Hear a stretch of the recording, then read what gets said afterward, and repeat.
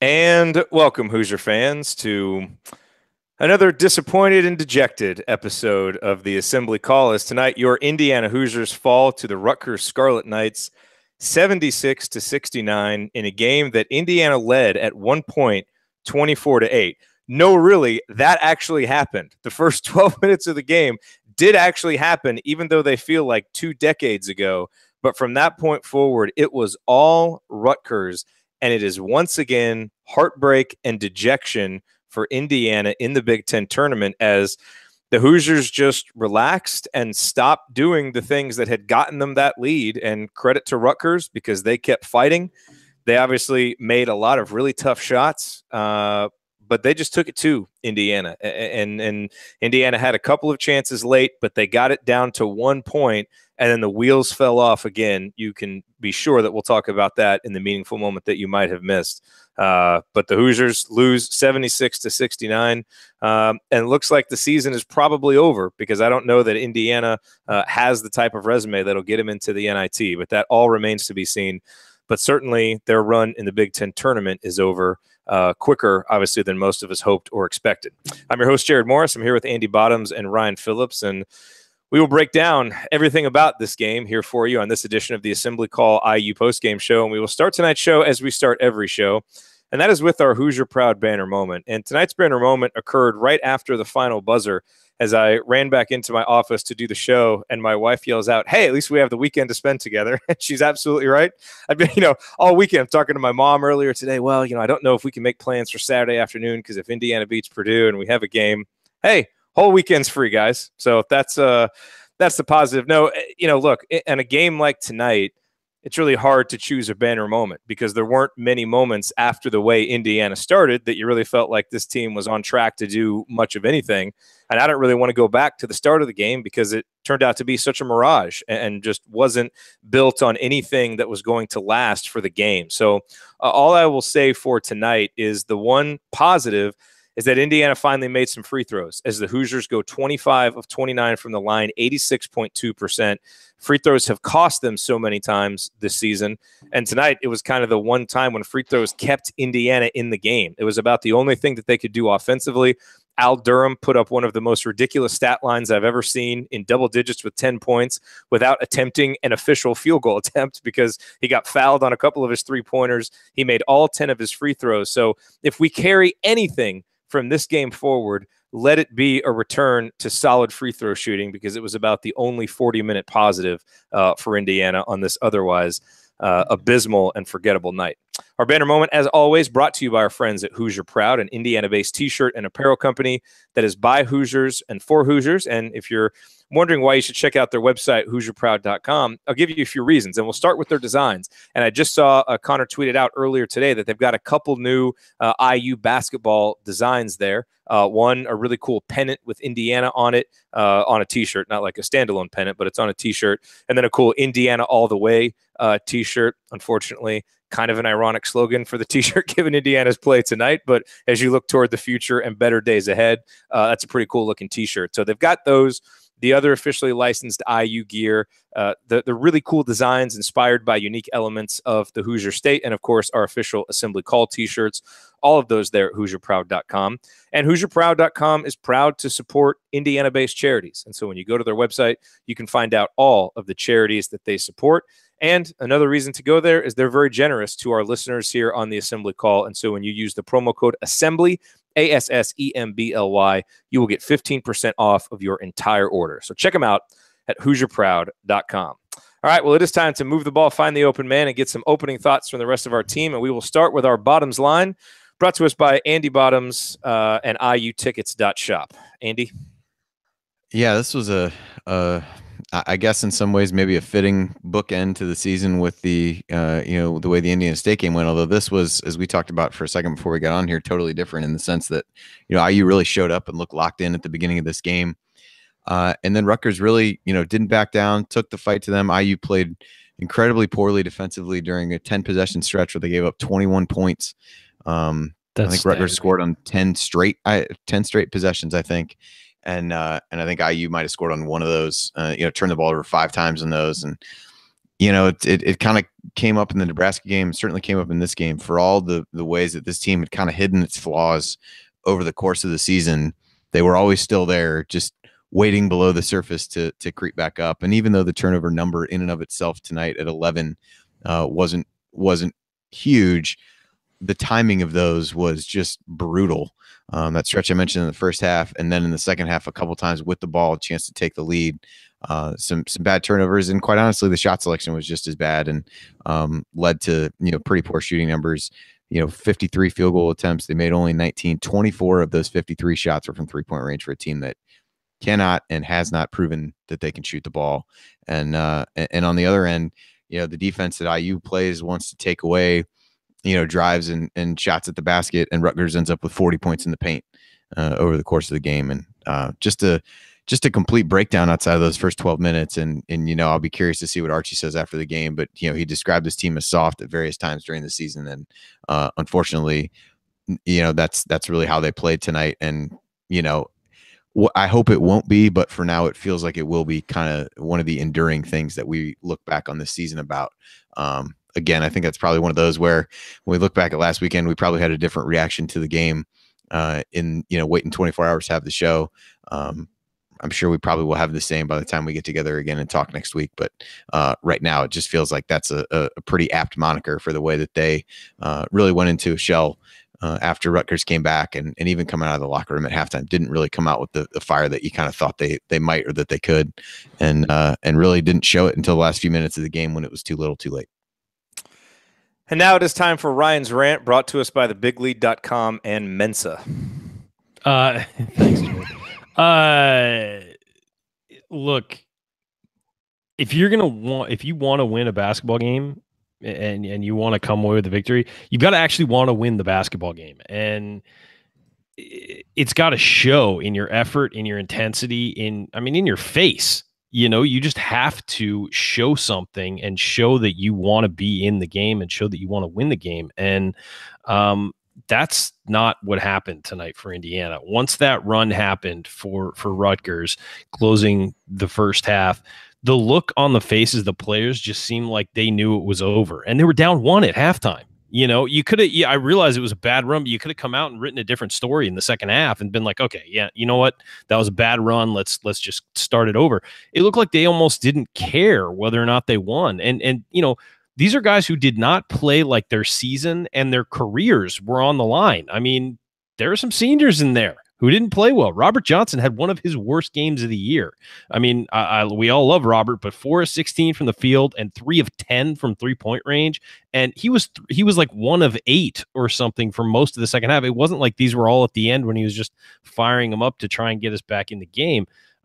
You can't do that in an elimination game. You just can't. And we've talked about consistency with these guys, and this was inconsistent. And a guy like Zach McRoberts, I know that he's not a guy you expect a whole lot from, but there was one turnover he just threw directly to the other team in a key spot in the game. You can't do things like that. You just can't. And here's the thing that I think, if you're Archie Miller and the coaching staff, you've got to look for next year. As Andy said, you're going to have people saying you're soft and all this stuff. You've got a whole new group of players coming in next year. You're going to be a much younger team.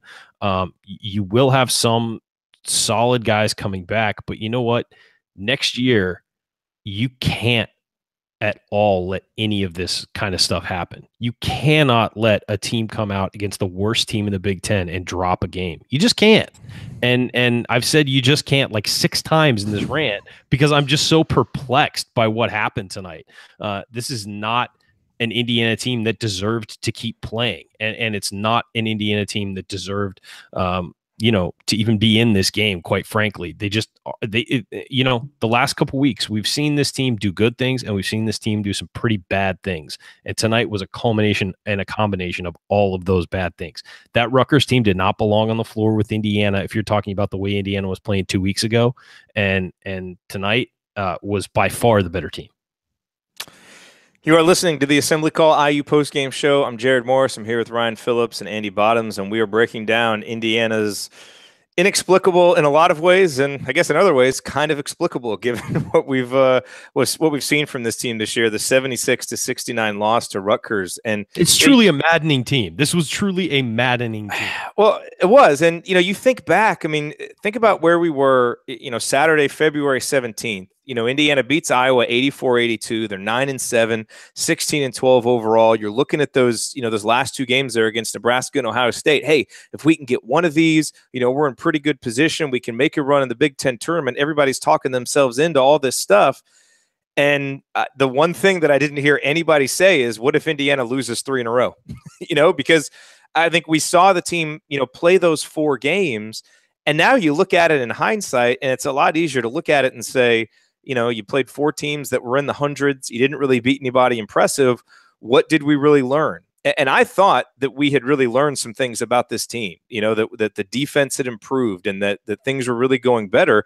But it's almost like as soon as Indiana hit that spot where they were number 1 in the conference in defensive points per possession allowed, they just boomeranged right back down and gave up a bunch to Iowa. And then the defense wasn't as good against Nebraska, Ohio State, or Rutgers. And so, it's almost like this group of players, they just, didn't have the collective will to keep playing at that high a level. And we know that this team basically has to max out its effort to really compete on a night in, night out basis. And whether they got tired mentally and physically, I don't know what it was, or just the competition level ratcheted up and they just weren't up to the challenge. But, Andy, you look at these last 3 games and it's just been such a stark difference from the 4 games prior. And it does kind of feel a little bit like what we've seen the past few years from Indiana outside of 2016, obviously, which is kind of a front-running team that when things are going well, they can look pretty good. But as soon as they take a couple punches in the mouth, they really just aren't able to sustain it on a consistent basis. And that's what we saw against Nebraska. Ohio State, obviously they played a little bit better and had a chance to win that one, but that's definitely what we saw tonight. And so to me, I think it's disappointing because now in the span of 2 weeks, it really feels like we've given back so much of the improvement and maybe even the momentum that it felt like we would have going into this offseason.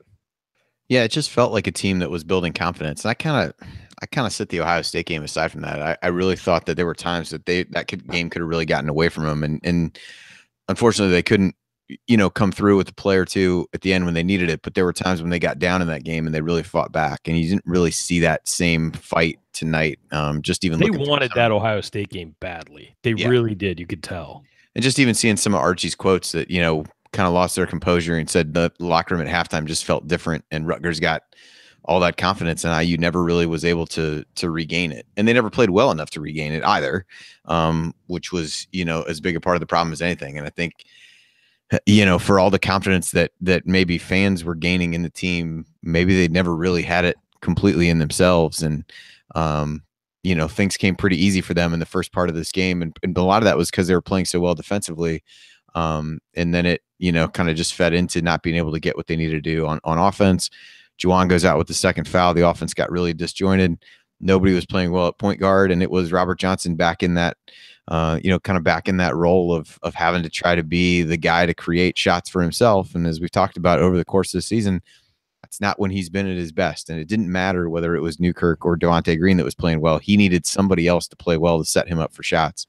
And many of the shots that he missed early in the game were ones that he was taking off the dribble, on the run, late in the shot clock, trying to make something happen, which is a role that, he just wasn't successful in early in the season. And I think when Juwan went out, it seemed like everybody kind of standing around waiting on him to make a play, and he was willing to take the shots. But, he didn't shoot for a really long time in the second half until he made those couple threes at the end. And it was just an odd game. But I think in the end, just a team that wasn't all that confident. And again, the flaws were still there underneath all of the, the improvements and things like that. And the turnovers were still there. And when the going got tough, they tended to kind of revert back to the things that got them in trouble. Ryan, do you have something that you'd like to say? Yeah, I just think that, there's no excuse for what happened tonight. I think we all know that. But I think that we also have to look at, if you're looking for reasons to be disappointed going forward or anything, I think you have to look at the fact that this roster was severely hamstrung all season. I think it was easy to forget that when they did win games in the Big Ten. But you're missing Deron Davis, which means that Juwan Morgan has to play somewhere he's not necessarily at his best, which is in the post. I think that, John Crispin was mentioning it during the game. He's best when he can start up top and attack from there, and maybe even start there and then back down and get into the post, as opposed to just catching it on the post and working there. He's not a pure post player. Maybe he'll get better at that in the offseason, but that's a guy who the thing about him that makes him great is his versatility and his ability to take on guys who are power forwards, not enormous centers. So I think that you're missing Deron Davis. Colin Hartman was never looked fully healthy this year. I mean, he had 3 wide open 3-pointers in this game that were just so far off. And it's sad because he clearly is not healthy. And he looks like he's playing on one leg and one arm. You had guys like Robert Johnson who never got to the consistency level they needed. Devontae Green was never consistent. You're starting a walk-on in Zach McRoberts for most of the year. I mean,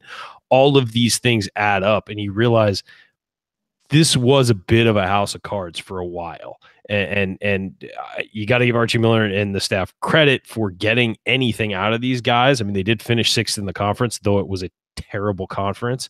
But I think we need to understand that hopefully better days roster-wise are coming with the new group that's coming in, who are all, I think we can all agree, are all really promising basketball players, some of whom are already solid and should be fine at the next level. But I just think that, this roster had serious flaws, and it had them all year. And at times they get covered up because individuals would play pretty well or play above their station. A guy like Freddie McSwain had a stretch of games where he was fantastic, but he's also a 6'6" guy who can't do anything outside 10 feet or, like 8 feet offensively. I mean, they're just inherent flaws to this roster that Archie Miller and his staff are going to have to work on in the offseason to get better. I mean, they're going to have to get, if Devontae Green's coming back, which I have no indication believe that he's not, that's a guy who has to get more consistent. If there's a guy like Justin Smith, he's got to get stronger. He's got to get better at finishing the rim. He's got to make it so a team like Rutgers can't run him out of the game. You've got to get Al Durham to be able to find out how he can do more things offensively and more consistently. You've got to tell Zach McRoberts to shoot the dang basketball. There's a lot there. You got to improve the free throw shooting. I know we saw it tonight, but hey, that could be one game fool's gold.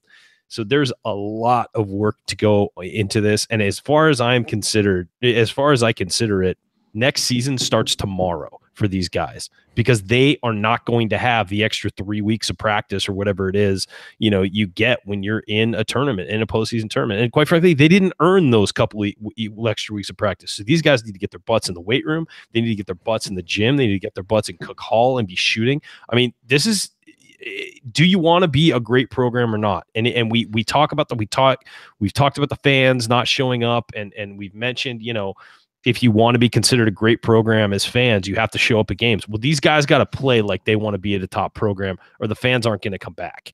And so that's where I stand right now. This is on the coaching staff. This is on the returning players. It's on the incoming players. Once they're done with their state tournaments, get in the gym and get better, because you have a chance to impact this team next year. So that's how I feel about it. I think that there's a lot of promise with this coaching staff and with the future guys coming in, but at the same time, they got to work for it. And that's something that just, some of the guys Indiana has on this roster did not develop the way they were supposed to, did not get to the spot that they were all, that we all assumed they would get to. And that's a lack of hard work, and that's a lack of dedication. Wow. That was quite a rant. Get 2 rants from me when the season ends against Rutgers. God, the season ended against Rutgers. Don't even say those words out loud. All right, coming up on the Jared. I know. We all watched it happen. All right, coming up on the assembly call, I will point out tonight's meaningful moment that you might have missed. We will go inside the numbers and then surely take some more big picture views of this Indiana program here and what we all assume is the last show of the season. Crazier things have happened, but that certainly seems regular like the likelihood season right now. It's definitely yeah. All right, that's next here on the assembly call. Stick with us.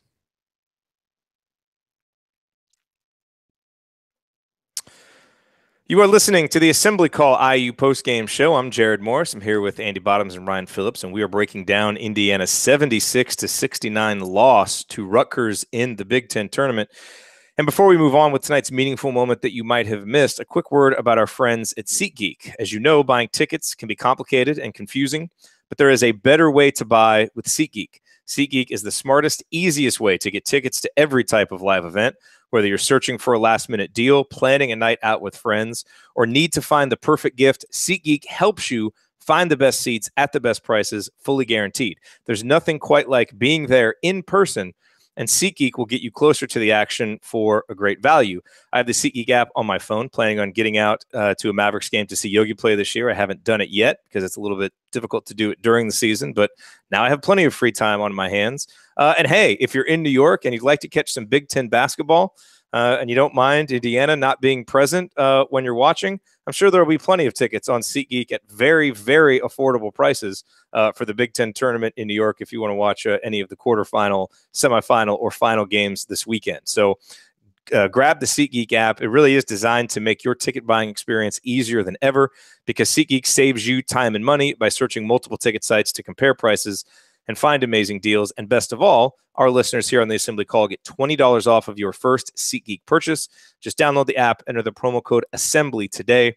That's promo code ASSEMBLY for $20 off of your first SeatGeek purchase.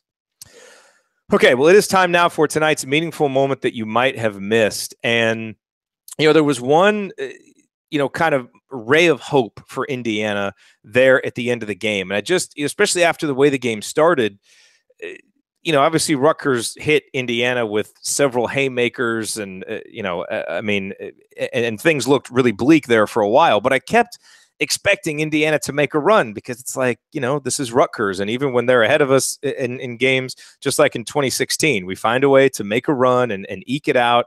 And I just kept thinking that's what was going to happen. And so it's 51-48. Al Durham got a really tough defensive rebound, goes coast to coast. He actually had a nice little move, dribbling behind his back to avoid a steal, and just with a head of steam went down into the lane, got fouled, made both of his free throws. That put him at 10 out of 10 from the line for the game. So excellent composure from the young guy. And it's 51-50. And you're thinking, all right, here we go. And then Indiana goes down on defense, and Robert Johnson plays good defense on Corey Sanders, who actually missed a shot. And Indiana gets the rebound. But then everything fell apart because Devontae Green turned it over on a pass to Juwan Morgan. And I know, John Crispin credited Freeman's defense for that play, but not a great pass by Devontae either. Corey Sanders goes down and scores on a drive down the right side. It's 53-50. So they're thinking, all right, only 3-point game. Let's get a good shot. Let's find a way, get it back to one. Colin Hartman takes a step back 3-pointer and misses early in the shot clock. I don't know what he was thinking. It was a terrible decision to shoot it for anybody, let alone a guy who's really been struggling. So it's still 53-50. Baker goes down, hits a 3-pointer, and it's 56-50. And it was like in the snap of a finger, Indiana, got it to a 1-point game, and then immediately Rutgers pushed it right back out. And look, credit Rutgers for making those couple shots. But this has been Indiana's problem, is when the offense has played badly, it's turnovers and poor shot selection. And we saw it right there, and it was kind of a microcosm of what has happened this year to Indiana when they have played poorly, Andy. So, that really stood out to me because it effectively ended any chance Indiana. I know they kind of had a few last gasps there, and they got it to 3 when Newkirk made a couple of free throws late. But I really felt like once they kind of frittered away that opportunity, the game was basically over there. Yeah, that was definitely the although I didn't miss it, but that was definitely the stretch that I thought, they'd really seemed to get a little momentum offensively, which is really where things were. The defense was certainly not good either, but they at least had started to get some confidence by seeing the ball go in the basket and, had managed to fight their way back. There were a couple other situations where they seemed to be, getting back in the game. There was the one pass that I think it was Devontae or Newkirk tried to throw this almost like length of the floor pass to Durham. Again, just anytime it felt like they could have seized some momentum, they just those were when the turnovers came up. I mean, again, over the course of the game, if you said they made 11 turnovers, I don't know that you would inherently say that that's terrible, but every one of them seemed to come at a just awful time that either killed chances for IU to get momentum or gave additional momentum to to Rutgers. I mean, there was 2 in a row in the first half where they led to layups or dunks during that stretch as well, when everybody was wondering why Archie didn't call timeout and those kinds of things. And it was kind of funny to I don't know if it was like a test for himself to see like how much growth this team had. They said they talked about it coming out of the half and wanted to see if his team could play through it, and it was like No, no, they could not. And it was one of those, right? He just maybe wanted to see how far they'd come or whatever. And I guess in some ways, not being able to handle that, showed the ultimate issues that were the downfall. Don't we know that you can't trust the guards at this point in a situation like that? I mean, I don't know why you assume that, Jared. I would have liked to see a timeout there. I mean, well, they should have run get Al Durham fouled in a 3-pointer play that was so effective in the second half. So 3 points per possession. It's our best offense. Not bad. Get out fouled on a 3. I'll tell you the other moment that stood out to me, and this kind of harkens back a little bit. One of you two guys was reading from the post-game comments that Archie was making about the energy being different at halftime. Did you see the extended look of Archie's face right before the second half when he was sitting on the sidelines? That is not a man who looked particularly confident or happy. He just looked angry, but almost like a sullen anger, like he kind of knew what was going to happen. And I do not blame him one bit. I don't either. And it didn't give me any confidence seeing it at the start of the second half. And it made what we continue to see in the second half more explainable. You know what he looked like? He looked like a guy who had a bad New York street hot dog. Like there was just, indigestion or cramping, maybe something worse. I mean, that was the look on his face. It did. And it looked like he knew, you know what, this team's not going to do it. They're just not going to do it. And that's the way it felt, though. I mean, you looked at him going into the locker, you looked at him coming out, and I was thinking when that happened, I was thinking, okay, Archie's going to lay into him and they're going to respond, and at least they'll sort of turn this around and be, I don't know, at least have the effort. Whether or not you win, fine, but to have that effort. And that's what you want as a fan. Wins and losses with a team built like this are you never know what you're going to get. And losses are, I don't want to say they're acceptable, but you understand when you're an undermanned, not that talented team and you lose, you understand it. As long as they play hard and they look like they want to win the game. This team didn't show that at all for the last 30 minutes of the game. I had no indication that they wanted to win this game or felt like they were going to win this game. And Archie Miller's a competitive guy. He's not going to be okay with that kind of reaction. And so that's what it looked like to me too, Jared. He just looked like a guy who was just like, yeah, there's nothing else I can do, and quite frankly, I was looking, during the second half, I was thinking, okay, what can he do here? Who can he put in? There was no combination of players he could put in that was going to win this game. I mean, he truly couldn't. I mean, you take out Devontae Green, you got to put in Robert Johnson or, Newkirk or, there was no combination of guys who were going to win it. Justin Smith, we all love Justin Smith. He played like he was sleepwalking through this game. And again, Madison Square Garden, a freshman, a Rutgers team that really wanted to win and was playing very physical. I mean, it took him out of the game. It just took him out of the game. And maybe you expect that from a young guy like him, but there was no replacement anywhere for any of this. And so, it's just sad to see a team go out that way when you've seen them at least fight so hard in some games, especially in that Ohio State game. I mean, those guys put it all on the line in that Ohio State game and lost, and it was disappointing. And I think there may have been even that disappointment of that loss with how much they put into that may have hung over to this at some point and just been, when it started going poorly, they just felt like it was inevitable and acted that way. And that's just, you got to have a short memory in basketball. You really do. You can't let things like that build. But I wouldn't have expected them to play so well at the beginning, though, if there was some kind of hangover. I agree, but I think that maybe it was the kind of thing where once Rutgers came back and they felt like they were just being outgunned completely, they just felt like it was inevitable that they were going to lose. And you look at the way that the Nebraska game finished, you look at the way that the Ohio State game finished, and you look at the way that this game finished, and it was, all of them were huge disappointments. And I just feel like this team maybe got in a pattern where they just lost. They just lost the games. And this wasn't the other team winning it. It was them losing it. And I think that that was Ohio State winning the game, but I think it probably for them felt like they lost it because they had the game won and then wound up going home empty-handed. You're listening to the Assembly Call IU postgame show. I'm Jared Morris here with Andy Bottoms and Ryan Phillips breaking down Indiana's loss to Rutgers. And, look, the other thing there's too, I mean, Indiana was relying on some guys, Robert Johnson, Juwan, Morgan, who logged a lot of minutes and a lot of heavy physical minutes.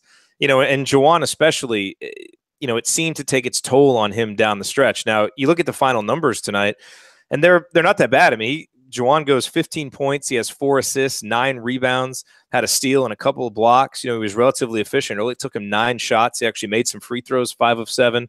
Was in some foul trouble in the first half, so only played a total of 29 minutes. And, Archie mentioned in his post-game comments, that Indiana didn't do enough to get him the ball and get him involved because Rutgers really defended him well. I thought Freeman, isn't an overly big guy, but he's just as quick as Juwan. And so, he was really able to kind of out-battle Juwan for position, and Indiana really had a tough time getting the ball super inside strong, too. You can tell. He's just bodies guys like crazy. Yeah, he is. So, Juwan, I think, tried his darndest out there, but still he doesn't seem like quite the same guy that he was 3 weeks ago, just in terms of his ability to jump and to get some of those rebounds he was getting to before. And for what it's worth, I saw our Josh Margolis tweet out from the press conference that Juwan said he hasn't made his decision on what he'll do about next year, and I take that to interpret that he'll probably put his name in and get feedback as we've all thought, and then kind of see what the feedback is as he should. And so that'll just be something that we need to kind of look at as we go down the line here in the offseason. But Andy, as we look at numbers, I mean, look, I think the one that stands out on the positive side for Indiana is rebounding, at least defensive rebounding. Indiana rebounds 91.3% of Rutgers misses. Now, granted, Rutgers didn't miss a heck of a lot of shots there. I mean, especially over the final 28 minutes of the game. But Indiana did a nice job of rebounding, and this is a Rutgers team that's a pretty good rebounding team. And so that was a key for Archie Miller coming into the game because Indiana's been pretty terrible in terms of its rebounding lately. But, man, then you look at some of the other defensive numbers, and Rutgers, just an atrocious offense. They put up 1.15 points per possession. And I know they made a lot of tough shots, but Indiana also didn't have the same grit and toughness that they've been showing on defense. And an effective field goal percentage of 62%. I mean, it was really just Rutgers only hit 4 3-pointers. Yeah, I mean, they only took 8. I mean, they were just hammering it inside. Yeah, and that's the thing is and that, Sanders made a ton of ridiculous long twos, and when he's going to make those, that makes them a lot better. But I tweeted this out, but he has one move. How are our guys just not overplaying the step back? I don't get it. I'd rather put him on the line than let him have that step back over and over again. Sanders, it's funny. He had 28 points. He had no rebounds. He only had 3 assists, and he had 3 turnovers. He did nothing but hit step backs. That's it. That's the only thing. I mean, credit him. He had a great game. Couple monster dunks. That's true. That's true. He did have those 2 pretty ridiculous dunks. But no, I mean, that was the thing is he just made those step backs. That was all he did all game. Yeah. Whereas Freeman had 15 points, 8 rebounds, 5 steals. I mean, I thought he had a better overall game. But anyway, that's Rutgers and ugh. Andy, what jumped out to you numbers wise? I mean, just some of the shooting numbers for Rutgers. They shot 68% in the second half. Like Ryan said, they didn't shoot threes. They had 25 shots in the second half. They took 4 threes, and I think that was ultimately, they only made 2 more than us, and we took 24. Yeah. Well, I mean, that was the thing. Even at some point, obviously, IU took some threes late to really try to get back in the game, which was the only time they hit any. But there were large stretches. They had gotten Rutgers in foul trouble, actually making free throws in the bonus.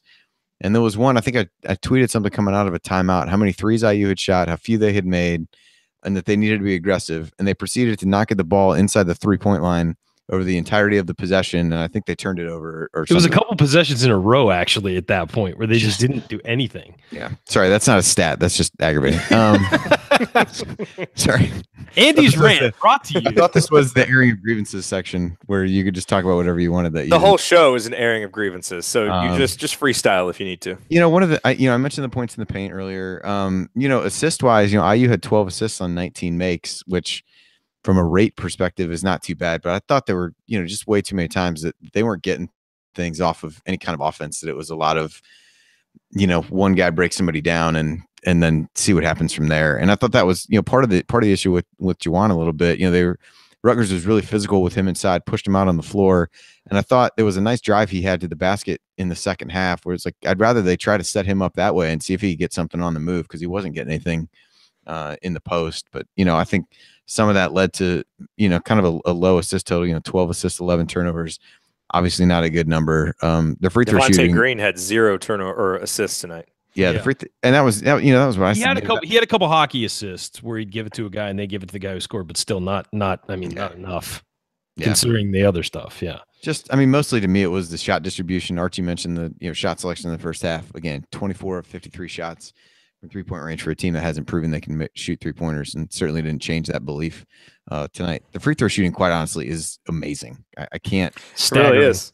It's that's the one thing that jumps out. If you told me this team's going to shoot 29 free throws and make 86% of them, I would never have guessed they would lose a game to Rutgers. I would have thought you would have been talking about Wisconsin playing at the Kohl Center. Yeah, see, there you go. But the other one, we've talked about this a lot in terms of kind of blocks and steals combined as some kind of measure of defensive activity. Only 2 blocks and 6 steals, and a lot of those steals came early. I'd be curious to know what that number was, even after the first 10-12 minutes of the game, because I thought there weren't. We got a bunch of them early. Yeah, there was a lot of points off turnovers that IU ended up outscoring them in points off turnovers. They had 16, but I think a lot of those really came early when they were struggling. But bench points, Rutgers ended up with 30. I think they've done some different stuff with their lineup. So Freeman and Baker both came off the bench as the guys that scored, and that'd been really an area that IU had gotten a lift pretty regularly. But even that, IU did get 23 points off there with some fairly unexpected contributions with the what they got from Al. Yeah. All right, coming up on the Assembly Call, we continue our breakdown of Indiana's loss to Rutgers, our airing of grievances. And I want to talk about Archie Miller a little bit in a micro level this game, and then on a micro level too, or micro level this game and a macro level too. And then we'll break down the other angles of this game. That's next here on the Assembly Call. Stick with us.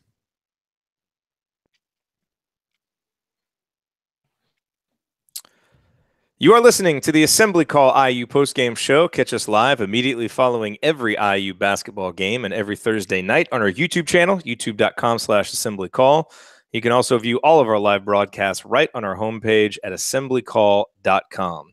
I am Jared Morris. I'm here with Andy Bottoms and Ryan Phillips, breaking down Indiana's loss to Rutgers in what we hope is not our final postgame show of the season, but certainly feels like it given how Indiana has whimpered to the finish line here and the lack of hefty wins on the resume that will likely see them as one of the odd teams out when it comes time to fill that NIT bracket. Let's talk a little bit about Archie, guys, because we're now done with at least through the Big Ten tournament with his first season, and we've all been, I think, very positive of the growth that we've seen. But, I have to say I was pretty disappointed tonight with some of the decisions and some of the things that we saw. I mean, obviously the team was prepared to play because they came out and played very well. They weren't obviously prepared to compete for 40 minutes. And you can certainly put some of that on the coach, but some of that is also on some older guys who just, didn't quite bring the mentality that they needed. But, I really thought during that critical stretch in the first half, and we talked about his decision not to call timeout, and I know that he likes to sit guys with 2 fouls in the first half. And so Robert Johnson and Juwan Morgan sat, but I look at that over the final 4 minutes of the first half, and this lead has dwindled. You're barely hanging on to momentum. And you've got Devontae Green's on the bench because he hadn't been playing particularly well. Robert Johnson, Juwan Morgan sitting there because of the fouls. And so you're running out there, Josh Newkirk, a lineup of Josh Newkirk, Al Durham, Zach McRoberts, Freddie McSwain, and Justin Smith. How is that lineup going to score points? And how is that lineup going to stop the bleeding that we are seeing? So I felt like maybe that was one of those times that you don't just, I guess, treat your 2 foul rule with the same dogmatism that you may in other situations. And then I thought in the second half, when Indiana was struggling to get going offensively, why didn't they do some more things to mix it up? I know you guys talked about, some of the difficulties Indiana had with the inability of the guards to create and break people down. But, and Archie even mentioned, getting Juwan Morgan the ball in different spots. Why didn't we recognize that in the moment? So for a team that I think a lot of times has made the right moves and has adjusted and has had answers, this tonight felt like a team and a coach that didn't have the answers. And so I think it's fair. We've praised Archie a lot this season, but I think, and I don't know how you guys feel, but I think it's fair to say, I haven't lost my confidence in him by any means. But these last 3 games shook me just a little bit, just because I was expecting more, and not just from the players, but also, from a coach that I thought would be able to extract a little bit more from these guys down the stretch than what he was able to do.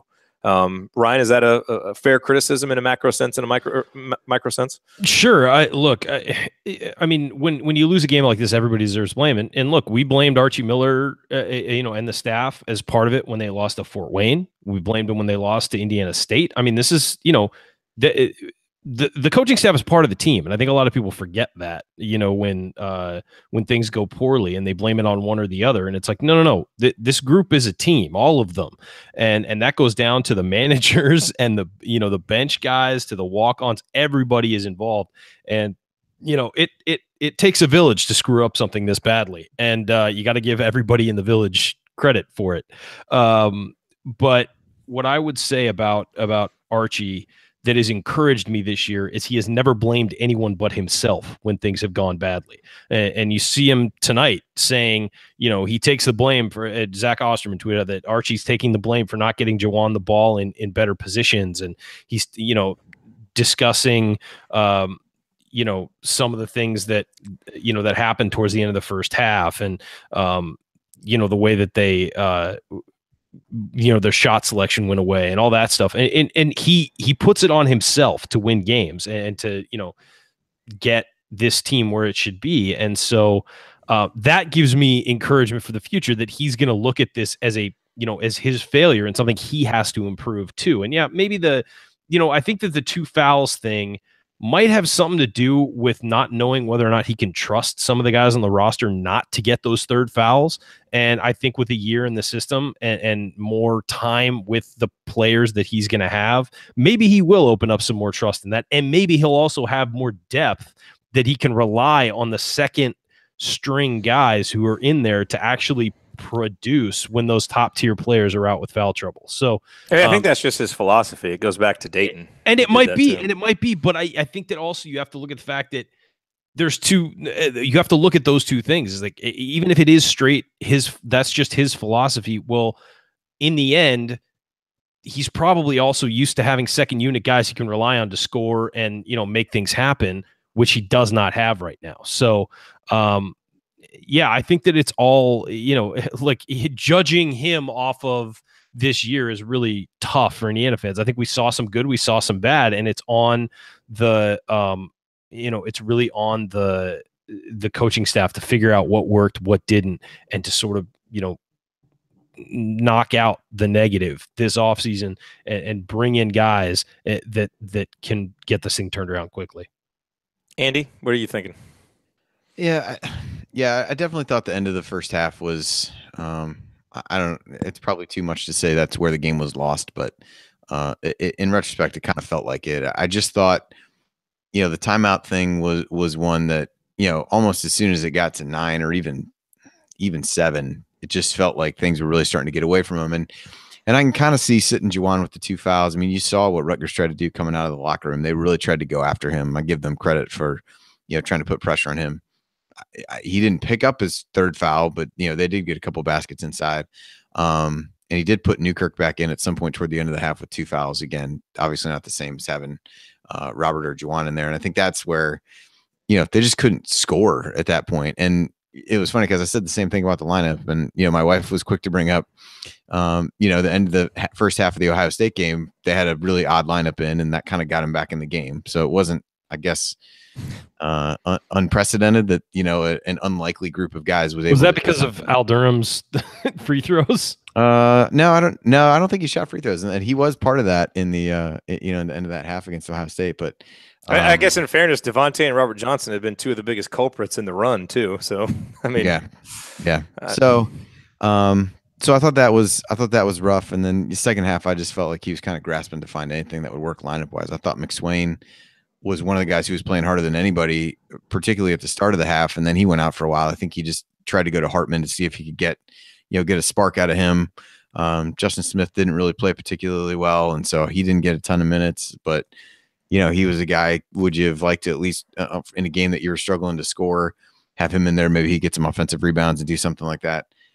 Maybe you could have seen him more, but you kind of sit there and look and you're like, all right, well, I'm going to play the guys who are playing well. And you might end up with, 1 to 2 guys on the floor if you're only going to play the guys that are playing well. So I think you just got to a point in the second half where just kind of grasping, trying to find anything that would work. And never really found that combination that was able to click on both ends of the floor. I think they were able to make a few strides offensively, but then defensively they couldn't get stops. Is it me, or could you really see Freddie McSwain fitting in on that Rutgers roster? Just like a bunch of beefy, physical guys who are like Energizer bunnies, I could totally see that. But yeah, I'm bummed I'm never going to get to see Freddie suit up again. I enjoyed him the last half of the season. I enjoyed his growth. Yeah. I tell you what, and you know what play really signified it? Because, Andy, you're right. In the second half, I thought he was the one guy who came out for Indiana the first 5 minutes. I mean, he was keeping Indiana alive with offensive rebounds and tough plays on defense. But there was one play, and I think it was in the second half, where I think he set a screen for Devontae and rolled to the basket, and Devontae got it to him. And he actually, on the move, caught the ball, took a dribble, and found Juwan Morgan for a layup. Like, it's just the kind of play that Freddie wouldn't have even come close to making because he wouldn't have, rolled properly. He wouldn't have caught the ball, and he wouldn't have had the vision and the ability to make the pass. And now as his senior year ends, he makes that play. And so, look, Freddie is an extremely limited basketball player, but what you love seeing is a guy maximize his ability. And so you're frustrated when you see a guy like Robert Johnson go out shooting 4 for 16 because he's capable of so much more. This was not a good performance from Robert Johnson. But, Freddie, he got 6 rebounds. He scored 8 points, had that nice assist. He goes 4 for 4 from the line. And you talk about a guy that really extracted the maximum out of what he has. He really ended up being one of the most enjoyable parts of the final 2 months of the season. And hat tip to him. And I think it's also fair to, hat tip to Archie Miller for putting him in positions to succeed. Because, look, weird to say, but I shudder to think where this team would have been without Freddie McSwain this year. So let's reset here real quick. You're listening to the Assembly Call IU Postgame Show. I'm Jared Morris here with Andy Bottoms and Ryan Phillips for breaking down Indiana's loss to Rutgers. Andy, what other grievances do you have to air about this game or about this season in general? We can certainly talk about some other individuals from this game, but not sure that's necessary. Kind of is that really? Yeah. Do we really want to do that? I'm not sure that's necessary at all. I mean, no, probably not. No, I mean, I don't really know. I mean, Robert Johnson's obviously, the other guy that probably makes some sense to talk about just because he shot the ball so poorly in his last game, and I thought some of the shots he took in the first half, to kind of go back to some of the, really trying to create shots for himself off the dribble. He hit one long two, but then after that, was really seemed to get put in a position where other guys weren't creating. He wasn't a spot up guy like he had been, and he wasn't really getting any clean looks going to the rim. And so he was having to shoot, runners and things like that. He just didn't shoot the ball well. I thought he took some ill-advised shots at times and really an understatement. And really struggled. So disappointing to see him go out that way in a game that really needed him. And I thought defensively, there were times that he played well against. I mean, I thought in the first game and even in the first part of this game, Devontae did a really good job on Corey Sanders. And then once Sanders started to heat up and get some confidence, it didn't matter who was guarding him at that point. And to Ryan's point, the dribble to the elbow, step back, dribble to your right to the elbow, step back jumper. It was that, or hard line drive to the hoop were pretty much his moves at that point that he never really was able to find an answer for. And so I thought there were times that he really was tight on him with defensively, and he made shots over him. I thought those other times that he and other guys just couldn't keep Sanders in front of him. So kind of a disappointing game, but he was the other one that was at least kind of the focal point just from a number of shots taken and that kind of standpoint that we talked about a little bit. But he kind of got back into having to play Batman instead of Robin, as we've talked about over the course of the season, and it worked out how it did a lot of times early on. So one of the questions I think people are going to ask, and this comes from a tweet from Stu Jackson, said Archie quickly said no when asked if Indiana was considering anything beyond the NIT. So, like the CBI for postseason play. NIT, again, Indiana 16-15 with no big wins. I know, there was a day a long time ago that if Indiana, happened to miss the NCAA tournament, which rarely happened, you just kind of assumed the NIT. Well, this is not that. A lot of times you would think that the 6th place team in the Big Ten would automatically be in the NIT if they didn't make the NCAAs, but this is not that season. So I will be very surprised, really, if Indiana is even strongly considered for the NIT, given some of the NIT bracketology that I've seen. So what are your guys' thoughts on just automatically passing up the CBI tournament? Just real quickly here, I was kind of glancing back through some of the previous years in the CBI, and Indiana kind of famously, said that they wouldn't do it a few years ago. And the only like big conference team that I'm seeing is Colorado was in it from the Pac-12 in 2015. Otherwise it is not a tournament that lower tier teams from the SEC or the Big Ten or the ACC typically participate in. So it's not like Indiana saying no would be some, thing totally out of character for what other big conference teams do. Do you guys agree with that decision? Would you like to see Indiana just play games no matter what? 100% agree with that decision. It is below. I know this sounds so friggin' snobby, and I really hope there's nobody from West Lafayette listening, because they'll, of course, attack me on Twitter, which is, well, never mind. That's fun. You can do that. But it's below the program. It is. I mean, that sounds snobby, but it is. It's a tournament that, the NIT at least has some history to it, and you get the chance to play Madison Square Garden, which clearly didn't work out tonight for Indiana. But home of the Big Ten tournament. Yeah, home of the Big Ten tournament. But there's some history there. You can point to it as like, hey, you know what? It's the secondary tournament. We're building something. Blah blah blah. The CBI is kind of a joke. And Penn State played in it in 2014, so I did find a Big Ten team. So there you go. I mean, that's it's below Indiana's level of a tournament. I don't think they should play in it. I don't think they're going to get in the NIT. So I think the season's over. Purdue played in it in 2013. So yeah, it's beneath our program, as I said, Jared. That's right. They did play in it. I remember that. That year Purdue played in it. Texas played in it as well. So there were a few more bigger teams, but the recent trend has been no big conference teams playing in it. So I would say no. That's my answer. And I think that's the right answer. I mean, refusing an NIT bid is different. You should never do that. But you should, and one thing, you should never refuse a home game in the NIT. No one would ever do that. Anyone would ever do that. It's also unprecedented. I don't have time for your fantasies. I know it's a hypothetical, but I'm just saying it's. I think it would have been an interesting discussion with. I tend to agree with you. I think the CBI discussion would have been a little bit more interesting had IU won this game, played well against Purdue, and lost. But I think after this, any shred of anyone who would have even considered doing it, because I think there was a reasonable chance that if they beat Rutgers and then lost to Purdue, they wouldn't have made the NIT. Yeah, I mean the reality is, I agree. They would have had to get to the semis. At that point, could you see a scenario where you talk yourself into it? While I would probably say I wouldn't do it.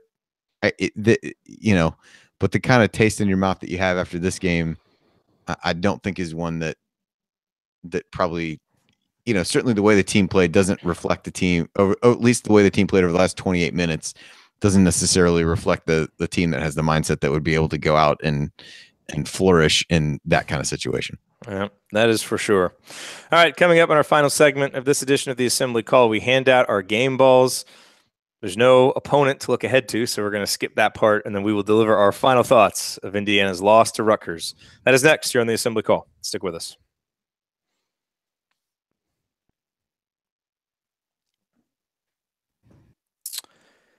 You are listening to the Assembly Call IU postgame show. I'm Jared Morris here with Andy Bottoms and Ryan Phillips, breaking down Indiana's 7-point loss to Rutgers in the first round of the Big Ten tournament. Just something else to add to the litany of Big Ten tournament disappointments for Indiana, a list that is growing interminably long and hopefully at some point will, even if it doesn't end, is just interrupted by 1 year of unexpected success in the Big Ten tournament. Is that too much to ask for? 21 years of history would suggest that it is. Okay. Anyway, we're wrapping up our breakdown of this loss, and this is the point in time where we hand out our game balls. And so, Ryan, we will go to you first for the challenge of picking out game balls from this Indiana performance. Really? Does it have to be an Indiana player? Or... No. You can. The floor is open. Oh man. I'll go. I got it.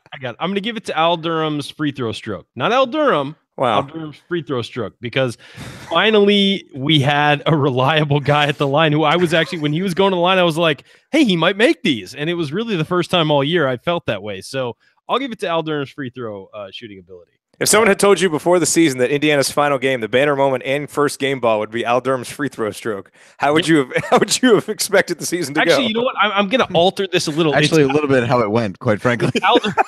It's Al Durham's box score line, just because he had 10 points with, as you mentioned, with no field goal attempts, and I don't think I've ever seen that. So, kudos Al Durham for. Let's pause on him for a second, because.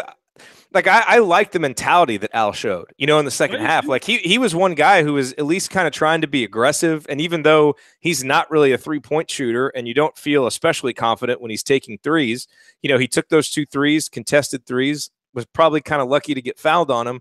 But I continue to like his aggressive mindset getting to the basket. And if he can make free throws, well, that's going to make his higher free throw rate useful for Indiana. So yeah, he's got to round out his game offensively, certainly, but Al was better this year than I expected him to be. There was a stretch during the middle of the season where he kind of disappeared, but you expect that with a freshman. But he, there were aspects of his game that I really, really liked this year. Yeah, and he still projects as a guy who is a bit of a project that you hope by his junior and senior year can be giving you legit minutes. I mean, I think him playing as many minutes as he did this year was kind of indicative of how many holes there were in this roster and how limited Indiana was, from a guard depth perspective. Probably thrust into a role that he wasn't ready for at this level of college basketball. But I like his moxie. Like there's something about Al's confidence and willingness to just get his body just thrown to the ground in the pursuit of free throws that I can respect. So solid game ball there, Ryan. Andy? I'll give mine to Freddie McSwain. I thought stealing my guy. You just went first. You got a chance, and you sat there and went, do we have to for like 10 seconds? That is a terrible impression of me. That is not what I sound like at all. Pretty spot on. It was pretty spot on. No, I mean, I really thought he came out with good energy. Really, in the second half, was the one guy who seemed to come out of the locker room with, with a little bit of fire that, made a basket and then had that pass to Juwan for an and one that you mentioned earlier, Jared. And I thought, I think it was somewhat hard for Archie to continue playing him when the offense was struggling so much, and he wasn't really having a great defensive game. But I think activity on the boards was still good. 6 rebounds, three of those on the offensive end. I thought at least from an energy standpoint and a guy who really played hard and had others followed his lead, I felt like the game could have been different. So he was really one of the ones from an effort standpoint that stood out to me. Yeah, look, I'm just going to give mine to Juwan. I mean, it wasn't one of his better performances of the year, but again, you don't want to take production for granted. And Juwan did produce tonight, as I mentioned, 15 points, 9 boards, and 4 assists. He was the one Hoosier who was a positive in terms of plus minus. Obviously, a lot of the guys who played early in the game built up a pretty big plus minus, and then it all evaporated after that. But, Juwan was plus 4, and I continue to wonder, maybe if he had gotten in a few minutes there at the end of the first half, is anything different? Does he help stem the tide with a big rebound or a defensive play or a bucket when Indiana really needed one? Now, you could also say maybe he picks up a third foul, but he only finished with 2 for the whole game. So, that continues to be just an issue that I have philosophically with our current coach. But I thought Juwan, as he was all season long, was Indiana's best player. And I think maybe the biggest fault Indiana had in the second half was not being creative enough in how they got Juwan the ball. And so, if he can play a few more minutes, if they can get him the ball in a few better spots to score, maybe the outcome is a little bit different and Indiana can somehow scratch claw and steal, a victory that they didn't earn, given that Rutgers was the tougher team. But it wasn't meant to be. Indiana lost by 7. They deserved to lose by 7. And everything else is just kind of wishful thinking. All right, gentlemen. What else is there to say? I mean, 3-game losing streak to end the season, more Big Ten tournament misery for the Hoosiers. I think this was just a weird season. It started out with so much hope. You said that a lot lately. Well, we have. And, it's a season. It started out with so much hope, and then you immediately get smacked in the face with that Indiana State game, and you get the high moment of Notre Dame, but then you come right back out and get a reality check with Fort Wayne. And then, you have that awful game against Wisconsin. It feels like you turned around in Big Ten play and that everything's building to this crescendo at the end of the year. And the bottom kind of fell out of it. And granted, we'd all feel a lot differently if, Jackson shot at the end of the Ohio State game had just rimmed out instead of going in. And so sometimes basketball is a make or miss game. And Jackson makes those shots. Rutgers makes all kind of shots tonight. And now Indiana's lost 2 straight games instead of maybe they win these 2 games. But those shots went in, and Indiana, just wasn't able to make enough plays. And I kind of keep oscillating a little bit, Ryan, between, disappointment because I allowed my hopes to get up during that 4-game winning streak. But then the reality check that you gave earlier about how limited this roster is, how few answers there were when Archie really needed to turn to them. And ultimately, this game, especially how few answers he had. And it was just a reminder of why Indiana needed a new coach in the first place because of where things had fallen to at the end of the season and where Indiana started. And while we all maybe talked ourselves into the idealized version of this roster, what we ended up getting this season, in part because of injury and in part, obviously, because of Curtis Jones not developing and transferring, it was obviously worse than I think what we expected in a lot of ways. With a few bright moments, that kind of kept everything afloat as we went through it. Indiana finished finished higher in the Big Ten than they were projected by almost every major publication before the season. That said, the Big Ten was a lot worse than people thought it would be, so I'm not sure, how to feel about it. I think that most people probably would have had us in the NIT preseason, at least, or maybe a low. I don't think anybody would have had us in the major publications would have had us in the NCAAs, but at least an NIT berth. They're not going to get that. Certainly, some of the losses were below the level of whatever this team is. Even they lost them, but at the same time, there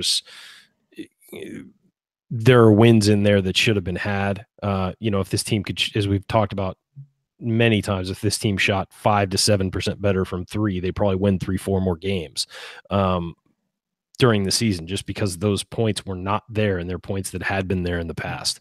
What I'll say about it, though, is there were so many lows in this season. And I think what makes this season unique among the ones we've covered in our what is this, our 7th season doing this? 7th season. Is the highs weren't there. They just weren't. And usually there's at least one game you can look back on and say, okay, that was awesome. At least that happened. At least we can look back and be happy about that. I mean, last year you had Kansas and North Carolina. North Carolina went on to win the national championship, and Indiana beat them early in the year. I mean, that's stunning to think about how that season turned out. But that didn't exist this year.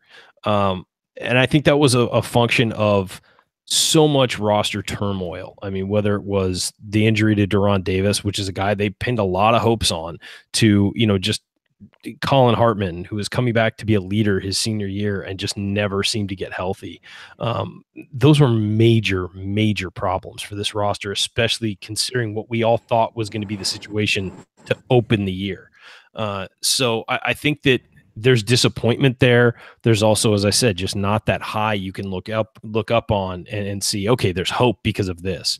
Now, I think Archie's a great coach. I don't think anybody thinks, or of the credible national voices who know anything about Archie Miller before his time at Indiana, I don't think anybody thinks there is a chance that he fails at Indiana. And these people are pretty smart. And I think that, just from what I've seen, I like him as a coach, and I think that he's going to be. But as I said earlier in the year, he's going to be fine. But this is a very important offseason for him and the rest of the staff to figure out where the holes are, figure out what is different about coaching at Indiana than, say, Dayton or wherever else they've been. Figure out the solution and get it fixed, and get it fixed quickly, because this isn't going to be acceptable next year. You're right about what the national voices have said about Archie, and I agree with them for what it's worth. Me too. But it's also fair to say a lot of those people were also telling us that we were crazy for expecting or demanding better than what Tom Crean was giving us. So you can't always trust the national voices. Well, let's be fair. I think that a lot of those national voices were using that opinion because we had just won a Big Ten tournament the year, or Big Ten championship the year before. But if you took a deeper look at what was going on in Indiana, there was a lot of schizophrenia to the program. And they're up one minute, they're down the next. And I think that was what people were most frustrated with that past era was, up and down, up and down, up and down. It was a roller coaster, whereas they wanted steady. And it wasn't necessarily about that there had been no success under Tom Crean. It was that the success didn't come consistently. And I think that's what most of those national voices missed when they were talking about it. And those people know Archie Miller's past and know he's a steady coach and so different than the past situation. I mean, if you look at his track record, at least. Yeah. Andy, you want to chime in on this before we hop into last call? I think he fell asleep. Yeah, no. It's like, no, I don't know that I mean, I was probably going to hit on something fairly similar in my, my last call, but yeah, I mean, for me, it was, I think Ryan's point about there not really being the highs is a good one. Notre Dame game probably at the time felt like it, and Notre Dame season hasn't been what they thought it would be. And so I think that has something to do with it. Some of the shine came off of that later. Hey, we crushed Northwestern. They made the tournament last year.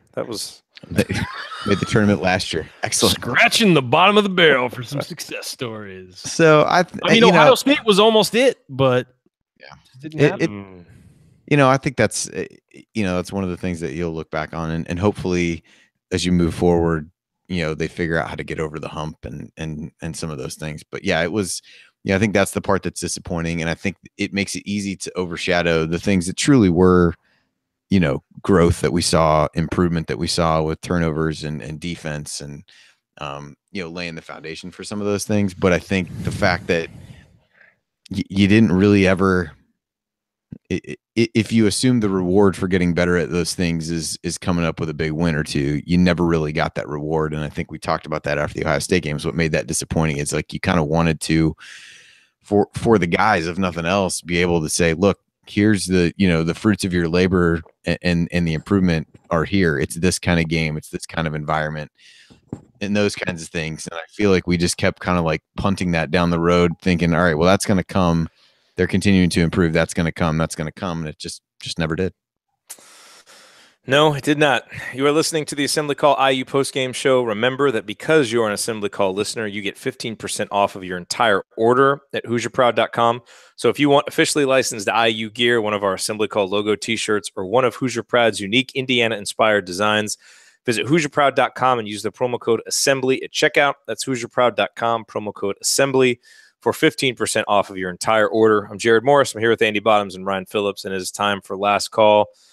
I never know on some of these shows if we should spend more time digging into the minutia of the game, Indiana-Rutgers, since we have Assembly Call Radio. We could save our post-mortem for that, but it kind of felt like, and I guess we did this a little bit after the Ohio State game too.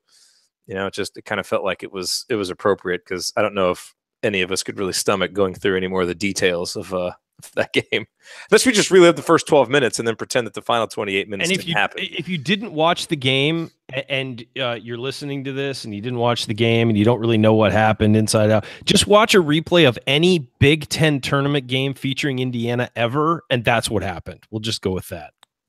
But at least Indiana had the decency to lose this one, with about 36 minutes left instead of having it ripped from us with a last-second shot. So at least there wasn't that. There was no Hoffarber shot, is what you're saying? You didn't need to mention the name. We all knew who was being referenced. You didn't need we all saw it in the pregame montage for the tournament. Just not necessary. I hate this tournament. Every Every year he buys into it. This year's going to be different, and then halfway through, it's like, just because it's like free throws. Like at some point, we were going to have a great free throw shooting night, and here it was. At some point, we will play well in the Big Ten tournament. Like it has to happen. I don't think it does, Jared. I don't think there's anything that says it does. I don't think there's a mathematical equation where it has to balance out eventually. It was funny. My wife said something. I don't know why she was looking at this, but last night she was like, "All right, IU's played 32 Big Ten tournament games coming into this game. How many do you think they won?" I, without hesitation, said 7. That's what, which is wrong. It was actually more than that, but I was like, yeah, that's pretty much where I'm at. Like you think? I think Mike Davis actually won 7 himself, and we've won like 4 since then, or something ridiculous like that. He's the all-time. I think he was like 7-5, 7-6, maybe. Yeah, great. That's where we are. That's just fire that thing into the sun. We don't need.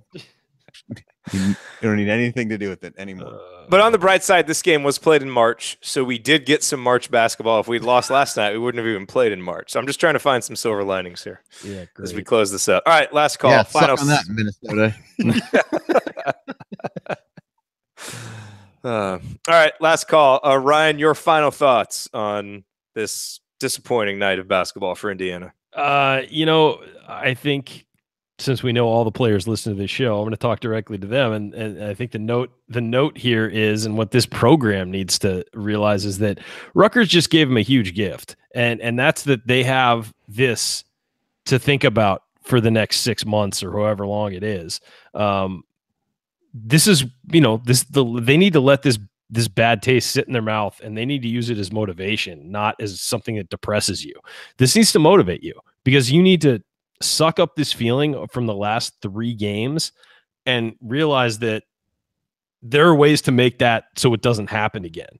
And they should use this as every time they're lifting and it hurts, every time they are shooting one extra, they want to quit their shots in the gym or whatever, remember how it feels right now, and remember what it feels like to lose to Ohio State on a 3-pointer. Remember what it feels like to lose a winnable game at Nebraska, and those games ended your season and kept you out of the postseason. Every time you struggle with something, use that as your motivation to take it to the next, to take your game to the next level. And they'll be able to do it if that's what they focus on. If they focus on how this feels right now and how the last couple games have felt, and how it felt to, lose at home to Purdue in a game they could have won, lose at home to Michigan State in a game they could have won. If they focus on that, this team will get better, and they'll all play better next year. And I think the coaching staff and the players all need to use that as motivation for next year, because this is embarrassing. And going home, flying all the way to Madison Square Garden to play a bad 40 minutes of basketball, that's an embarrassment. And they'll be hopping on a plane and flying back to Indiana and wondering what happened tomorrow. And they need to, as I said, the off season, the next season, next year starts right now, and they need to have that mentality moving forward. Andy, last call. Well, I'll start this on a positive note by pointing out there is one Indiana basketball team that is still playing. The IU women won in 4 overtimes over Michigan State in the women's Big Ten tournament. Amanda Cahill, I think, had 38, and Tyra Buss played all 60 minutes. So that'll be a nice quick turnaround for them to play again tomorrow. So hopefully things go well for them.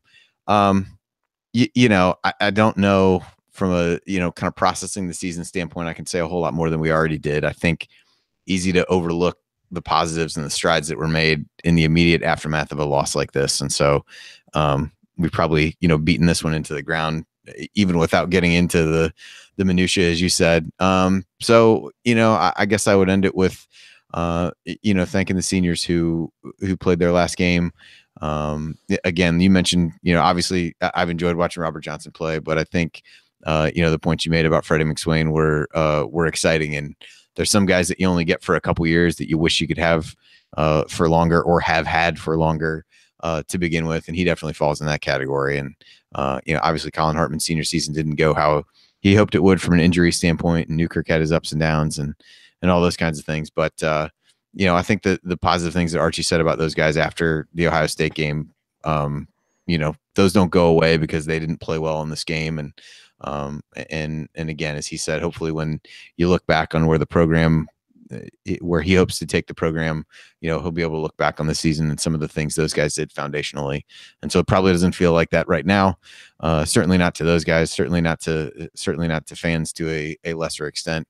And, as Ryan said, this will be something that hopefully they can build on and be able to look back on these, how they didn't get over the hump in so many of these close games. And that's an area that they, improve upon next year and things like that. So I am no less excited for the Archie Miller era now than I, was to start the season. I don't think, this should take the shine off of any of the things that they were able to accomplish over the course of the season, but certainly a bitter way to end it, and what will certainly be an eventful offseason from a recruiting standpoint in the next few weeks that everyone will quickly focus all their attention on, I'm sure.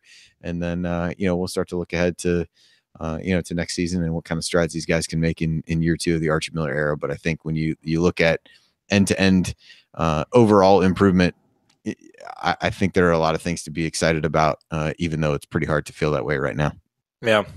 Yeah, I'm still really bullish on Archie Miller as a coach and on the Archie Miller era at Indiana. Some little quibbles aside, but no coach is perfect, and there's always going to be quibbles that you have, and I think in times like these, historical context is important, and I think it's important to remember that while some coaches step in like Chris Holtmann did at Ohio State, and they inherit a strong roster, and they're able to get as much buy-in as they need right away, and everything clicks right away, and they're probably going to be a top 4 seed, and they had a really good season.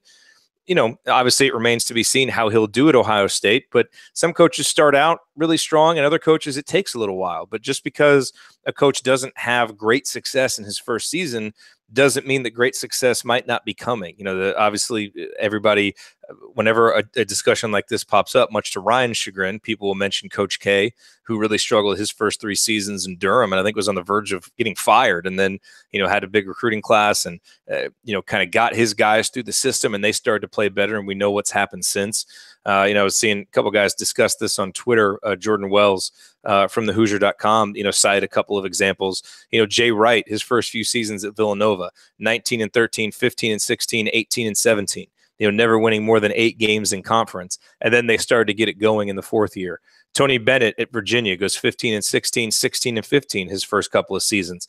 And then they got it going. And obviously we know where they are now. So sometimes, especially when you're changing the culture and changing the system as much as Archie Miller is from what was there before, sometimes it takes a little while. And sometimes you've got to cycle out, some of the guys who were there and get your own guys in.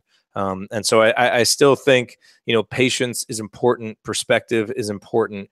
And we have to keep looking for progress. And unfortunately, we didn't see a whole lot of progress over the final 3 games. But I do think, in some areas we did see progress as the season went along.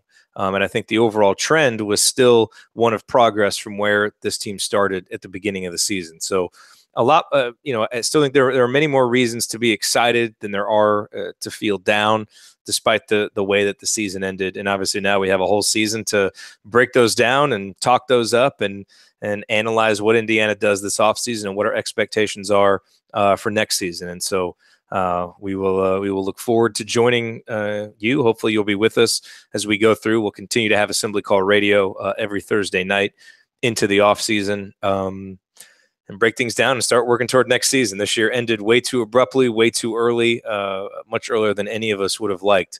But that's just what was in the cards for this season, and we look forward to better and brighter days for Indiana basketball moving forward. Well, that'll do it for us on this edition of the Assembly Call IU Postgame Show. Remember that our live broadcasts immediately following every IU game are always available on our homepage at assemblycall.com and on our YouTube channel, youtube.com/assemblycall. And you can always catch up on demand anytime with our podcast. Just search for Assembly Call wherever you listen to podcasts. And don't forget, go to assemblycall.com/join to join our free email newsletter. Thank you for listening. We will talk to you again, unfortunately, not tomorrow night, but next week, next Thursday for Assembly Call Radio. So we will have plenty of time to process this one before we talk with you again. Until then, keep your elbows in and your eyes on the rim, and go Hoosiers.